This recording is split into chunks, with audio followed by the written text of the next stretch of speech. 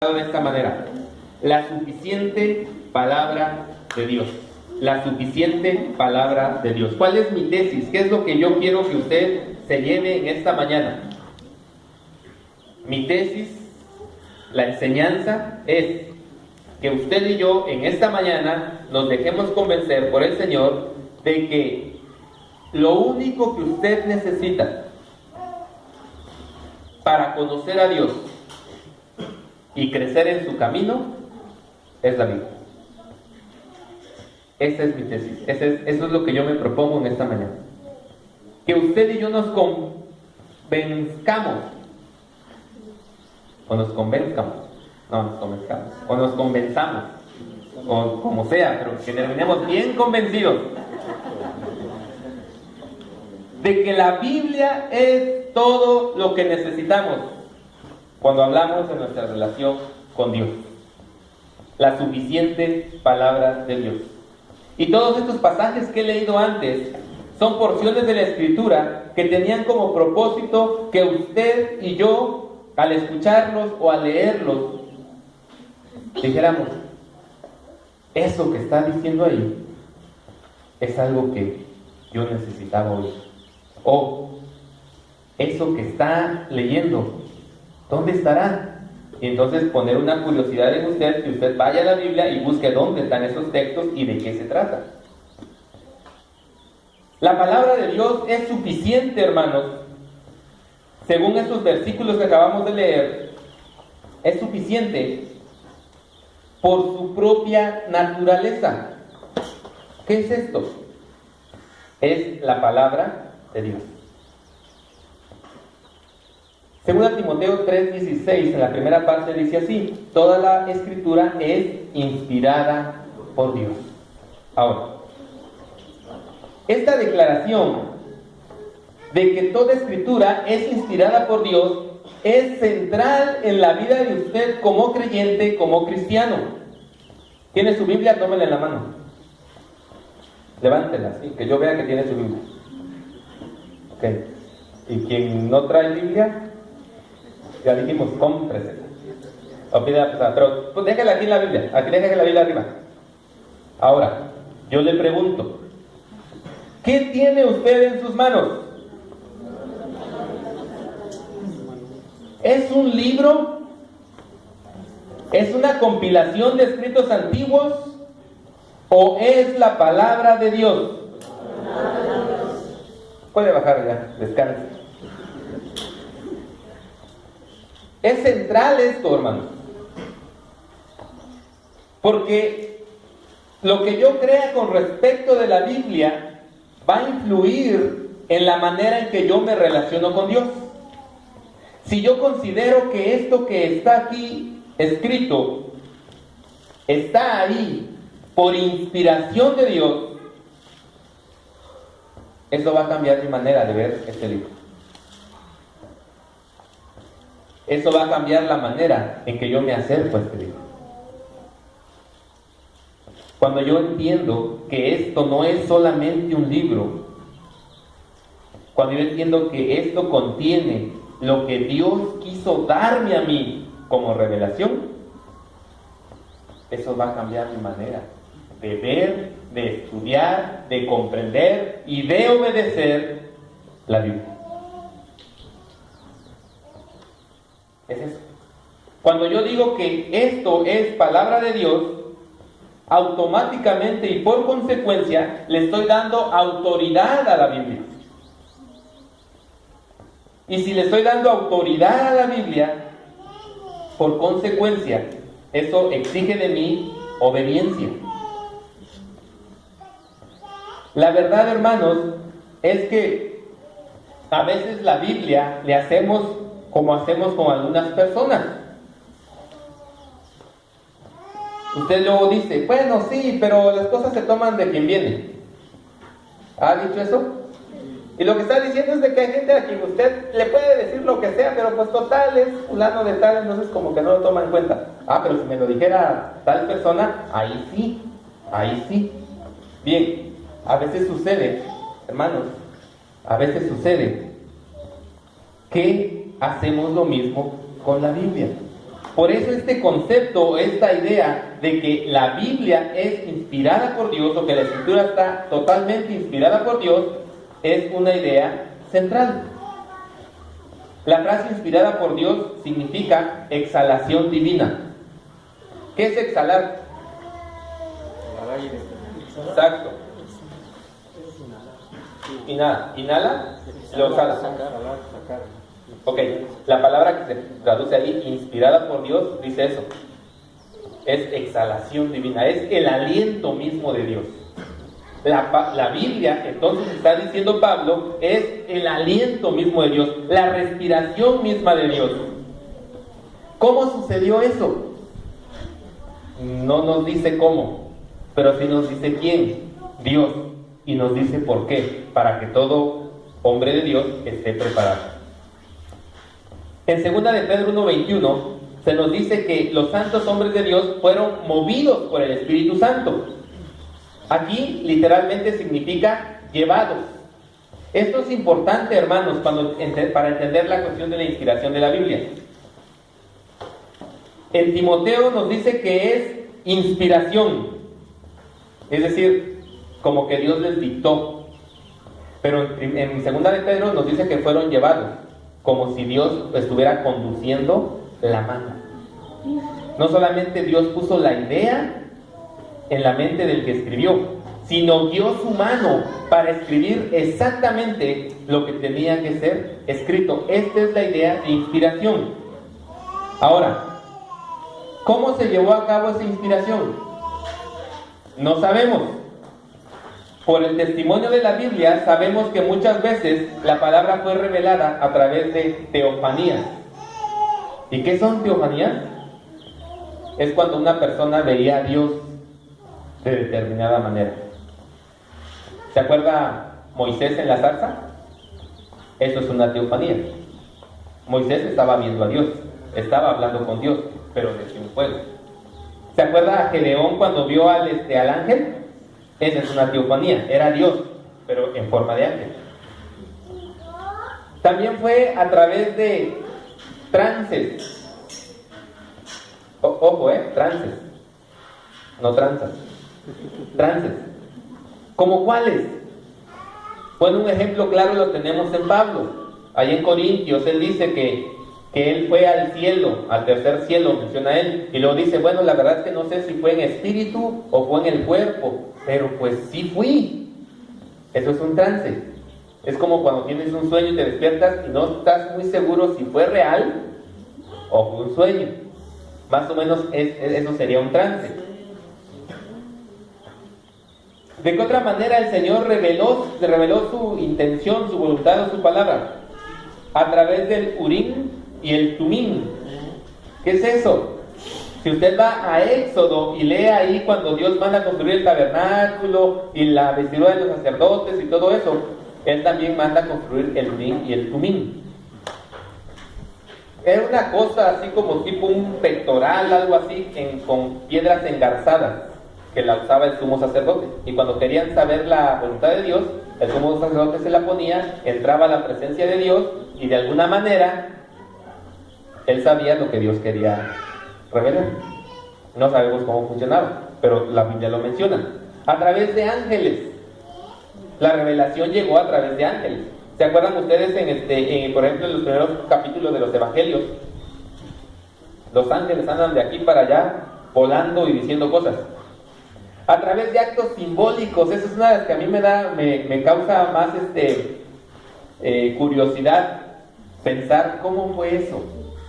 ¿Se acuerdan de aquel profeta al que el Señor le dijo: acuéstate sobre tu costado viendo hacia el norte? Y agarra el profeta y se acuesta. Y pasa un día, 2 días, 3 días, 4 días, el tiempo. Y después de repente Dios le dice: ahora volteate y ve hacia el otro lado. Y luego dice: y cuando vengan a preguntarte por qué lo hiciste, diles. Entonces, ese es un acto simbólico. El estar acostado de esa manera significaba algo.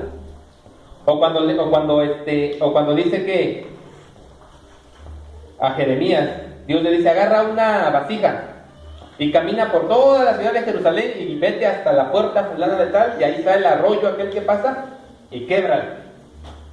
Y luego no digas nada. Dice, deja que ellos te pregunten qué significa eso. Entonces ese es un acto simbólico.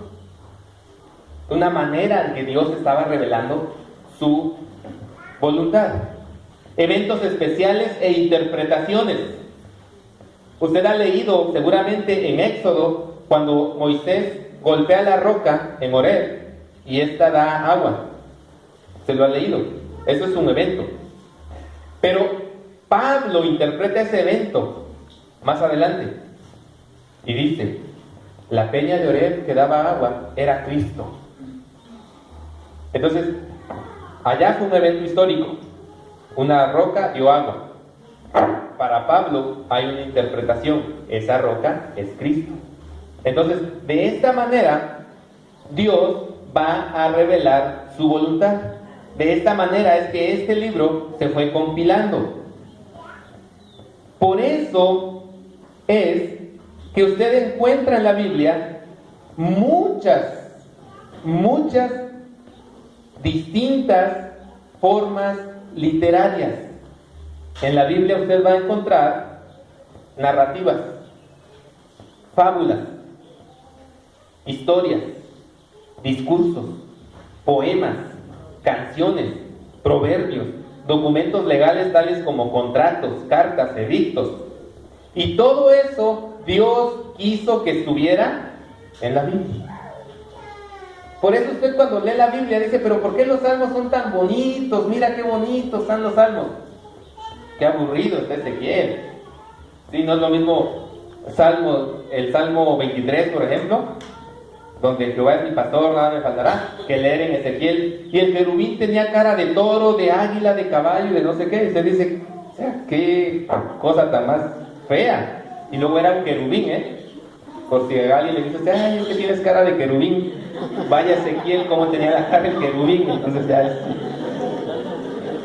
ya usted sabe si acepta o no ese cumplido. Entonces hay muchas formas, hay muchas maneras en que la Biblia está escrita. Usted puede ir, por ejemplo, a un libro que se lee muy fácil, es Primera y Segunda de Samuel, porque es una narrativa, es una historia. A usted le gusta ver a David venciendo a Goliat, le gusta las batallas de sus valientes, eso está muy bonito. Pero por ejemplo, Crónicas, que cuentan lo mismo, a usted y a mí no nos gusta mucho, porque empieza diciéndote que Judá engendró a este y a este, y unas genealogías interminables. Bueno, el libro de Samuel es una narrativa. El libro de Crónicas es un registro real. Los escribas escribían la historia para los reyes y así lo redactaban. Por eso usted va a encontrar muchas y diferentes formas. Ahora, vaya conmigo ahora a Primera de los Corintios 10, 6 al 11. Primera de los Corintios 10, 6 y 11. Amén. Bien, si alguien ya tiene Primera de Corintios 10, versículo 6, por favor léalo. Mas estas cosas sucedieron como ejemplos para nosotros, para que no codiciemos cosas malas como ellos codiciaron. Ok, ahora el versículo 11.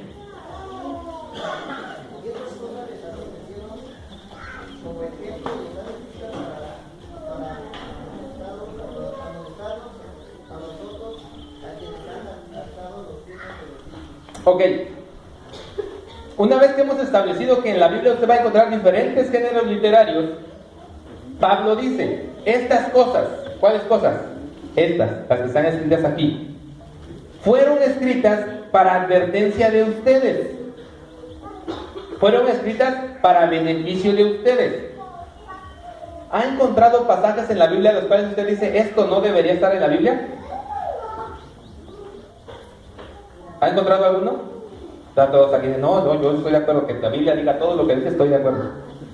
¿Ha encontrado algún pasaje que dice, es que esto no lo debería tener la Biblia? Yo sí he encontrado pasajes en los cuales yo digo, es que esto no debió haber quedado en el registro de la Biblia. ¿Sabe cómo cuáles? Ananías y Zafira en el Nuevo Testamento. Yo digo, es que ¿por qué escribieron esa historia? Está muy fea. Ahí llega junto al apóstol, le hace una pregunta al apóstol y ¡pum! Se muere. Yo digo, eso no debería estar en la Biblia. ¿Saben qué otra cosa? Yo digo que lo veo y digo, no, es que eso, ¿por qué el Señor permitió que estuviera? La historia de David y Betsabé. Se lee la historia de David y se emociona el pastorcito que mata al gigante y que se convierte en rey, y en la cúspide de su reinado, tremendo pecado con Betsabé. Y uno dice, ¿por qué pusieron eso? No lo verán, pues.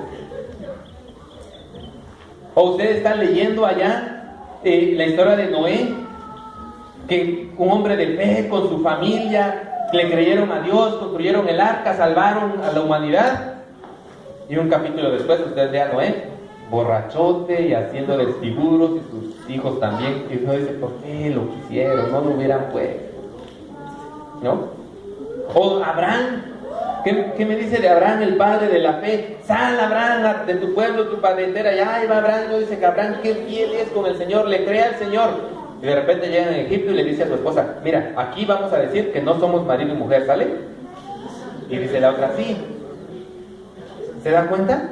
Yo diría, pero ¿por qué ponen eso? O sea, sí pudo haber pasado, pero pues si no nos lo dicen, no pasa nada. Nosotros lo que nos interesa es el padre de la fe. Bueno, ¿no?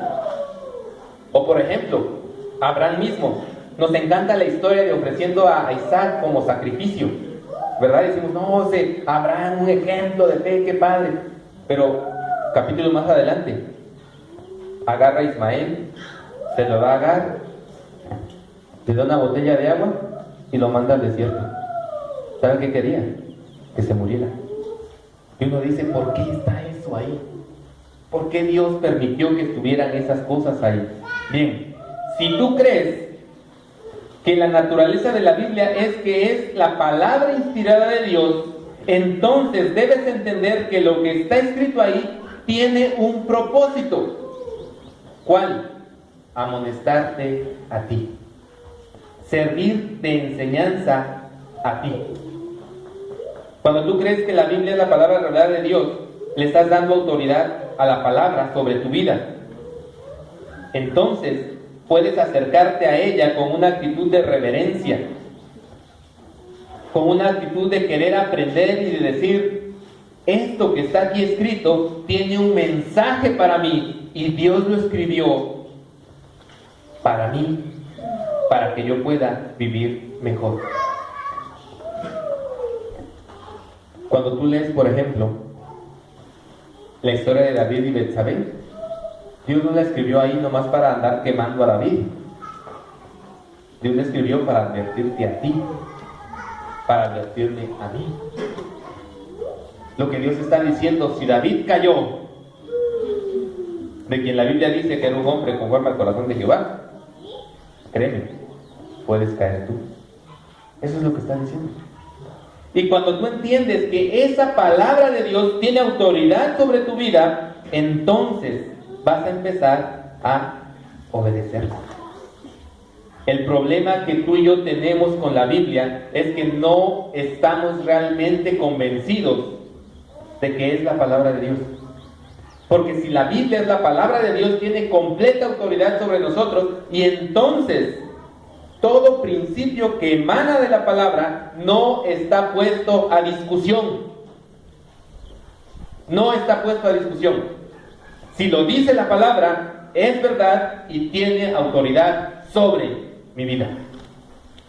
Pero ahí andamos, hermanos, queriendo negociar con Dios algo que se nos ha enseñado, queriendo poner en duda si esto que se me dijo desde el punto de vista de la palabra de Dios es cierto o no.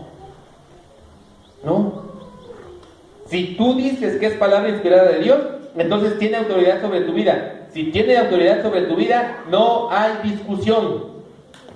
Simple y sencillamente, obedeces.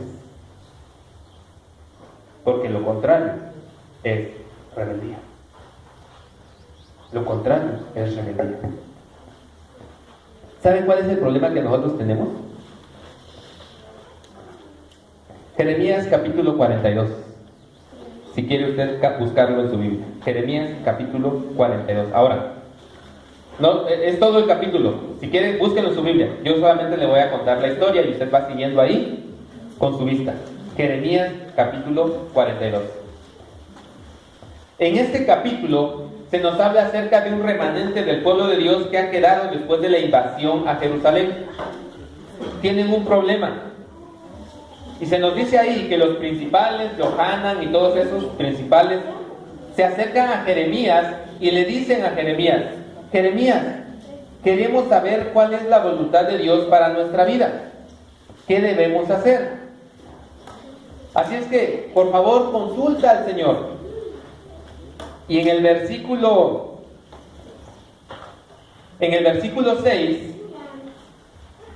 dicen ellos: sea o no de nuestro agrado. En Reina Valera dice: sea bueno o sea malo, obedeceremos la voz del Señor nuestro Dios, a quien te enviamos a consultar.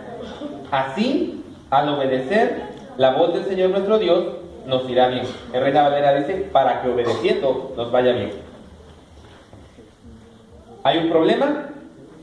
Hay un recurso. ¿Cuál es el recurso? Hay que consultar a Dios. ¿Qué dice Dios? Y entonces Dios responde a través de Jeremías. Y Jeremías les dice: dice Dios que se queden aquí, que no se vayan a donde piensan ir, quédense aquí. Y miren lo que responden ellos en el capítulo 43. Lo que dices es una mentira. El Señor nuestro Dios no te mandó a decirnos que no vayamos a vivir a Egipto. No te mandó. Por eso Jeremías les dijo a ellos en el versículo 20 del capítulo 42: ustedes cometieron un error fatal cuando me enviaron al Señor Dios de ustedes y me dijeron: ruega al Señor nuestro Dios por nosotros y comunícanos todo lo que Él te diga para que lo cumplamos. ¿Sabe? La actitud de este pueblo es esta: tengo un problema, acudo a Dios y me comprometo, lo que Dios me mande a hacer, lo voy a hacer. Y cuando el profeta les dice: esto es lo que dice Dios que hagas, ellos dicen: no lo vamos a hacer. Ahora, ¿no le ha pasado lo mismo a usted? ¿No le ha pasado lo mismo con la voluntad de Dios? Señor, ¿qué quieres para mi vida? Es que me encantaría que tú me dijeras lo que quieres para mi vida. Y cuando Dios te dice, tú dices: no, es que yo no quería eso, yo quería otra cosa. Y entonces parece ser que vas a la palabra de Dios como vas al doctor muchas veces, a buscar una segunda opinión. En realidad no es que quieres saber qué Dios dice, solamente quieres ver si Dios está de acuerdo contigo. Y si no está de acuerdo contigo, no importa. De todas maneras ya decidiste qué hacer. Este es nuestro problema. Pero si tú reconoces que la palabra de Dios, que la Biblia está inspirada por Dios y que tiene autoridad sobre tu vida, entonces automáticamente lo único que te queda hacer a ti es obedecer. Por eso cuando yo le preguntaba hace rato a usted: ¿qué tiene en su mano? ¿Es un libro o es la palabra de Dios? Usted dijo en automático: es la palabra de Dios. La siguiente pregunta es: ¿la está obedeciendo? ¿Está viviendo de acuerdo a los principios que ella marca? ¿O es solamente la palabra de Dios porque usted dice que es la palabra de Dios, pero no ha llegado a ser la palabra de Dios en su vida? Esta es la gran diferencia. La Biblia es suficiente por su naturaleza y es suficiente por su contenido. Es la palabra de Dios. Y toda cosa que usted quiere saber respecto de Dios y de la vida de usted está dentro de la Biblia. Finalmente, la Biblia es suficiente, hermanos, por su propósito. Mire, si alguien le pregunta a usted: ¿de qué trata la Biblia?, ¿cuál sería su respuesta? ¿No le han preguntado: oye, ¿de qué trata la Biblia? ¿Y usted qué le diría? Usted va a decir: pues déjame que la lea y te digo de qué trata la Biblia, ¿no? ¿De qué trata la Biblia? Mire, el contenido de la Biblia podemos resumirlo en estas dos preguntas: ¿quién es Dios? ¿Y qué es lo que quiere? De eso trata la Biblia. La Biblia trata de quién es Dios y qué es lo que quiere. A lo largo y ancho de la Biblia, estas dos preguntas van a ser contestadas. ¿Cómo empieza la Biblia? ¿Cómo empieza la Biblia, hermano?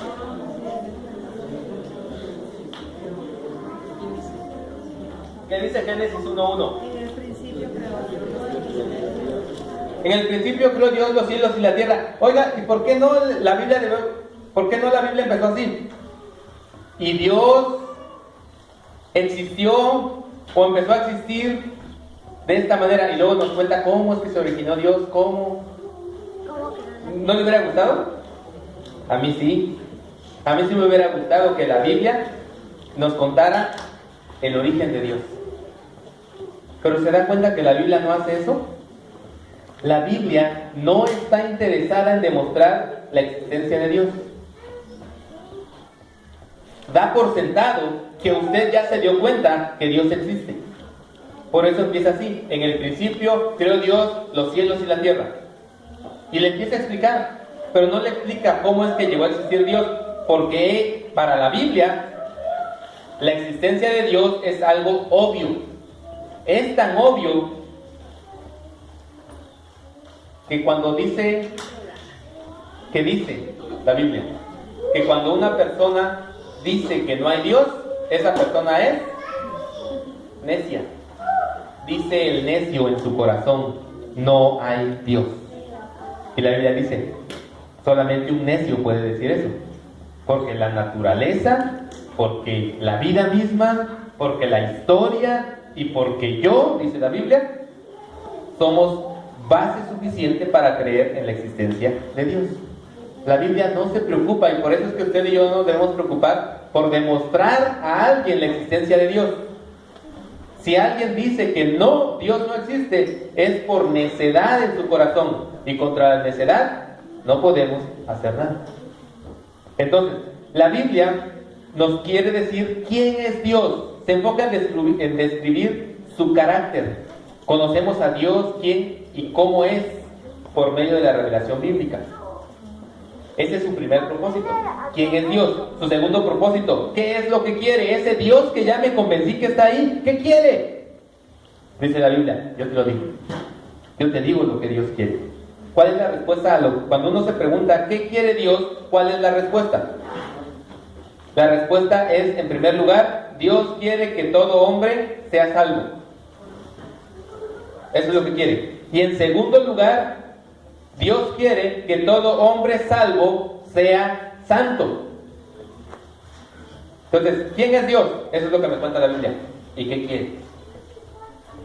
¿Quién es Dios? Me habla de su carácter. Es un Dios de amor, perdonador, paciente, grande en misericordia. Nos habla de su carácter. ¿Qué quiere? Quiere que todo hombre sea salvo. Y luego, quiere que todo hombre salvo sea santo. De eso se trata.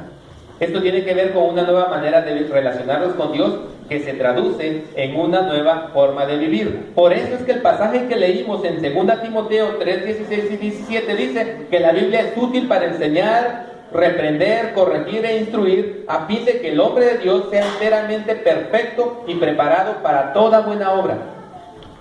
El propósito de la Biblia es que tú conozcas a Dios y luego sepas qué quiere. Para tu propósito, la Biblia es suficiente. ¿Quieres saber cuál es la voluntad de Dios? No necesitas experiencias místicas. No necesitas hacer grandes cosas. Solamente lee la Biblia. Y cuando tú lees la Biblia, sabes qué quiere Dios. La idea que está manejando Pablo es que hay un propósito en el hecho de que Dios se haya revelado. Y el propósito es que quiere decirnos cómo es que debemos vivir. ¿Cuántos de los que estamos aquí hemos tenido alguna vez un problema y hemos dicho, pero Dios, ¿qué querrá de mi vida en esto? ¿Cuántas veces usted ha preguntado, pero qué debo hacer aquí, Dios?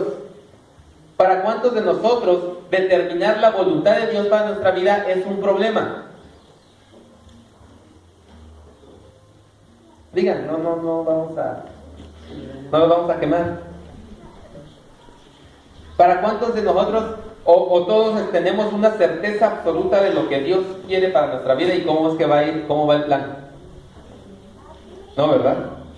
Ahora, ¿saben por qué? ¿Saben por qué tenemos este problema? Porque no estamos en la Biblia. No estamos leyendo la Biblia.